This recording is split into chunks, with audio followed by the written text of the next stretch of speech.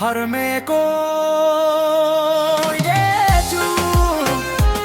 jaalala qulqulluu keessa gammachuu koo keessatti ni kolfita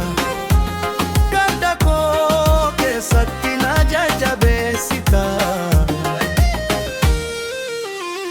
halkan keessa na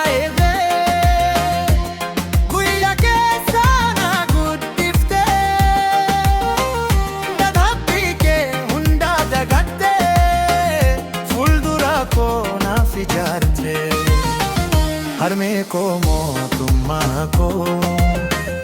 qabeenya koo keessatu jireenya koo keessatti ibsa onni koo keessatti mootummaa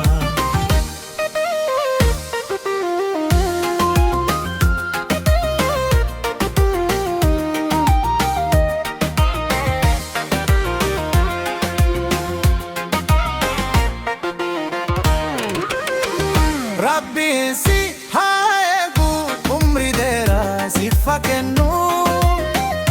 ani ilmaan kee keessa tokko yoomiyyuu si galata jechuun hin kuufu. Rabbiin si haa eegu umrii dheeraa siif haa kennu ani ilmaan kee keessa tokko yoomiyyuu si galata jechuun hin kuufu. Harmee koo galatoomii Khada jalala ke garu amne ko kesa yo muhim badu jalala ke garu amne ko kesa yo muhim badu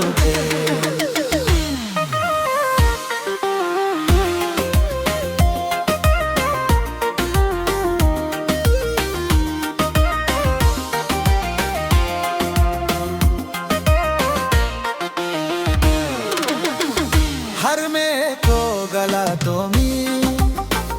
jechuun shikkaadha jaalala kee garuu onnee koo keessa yoo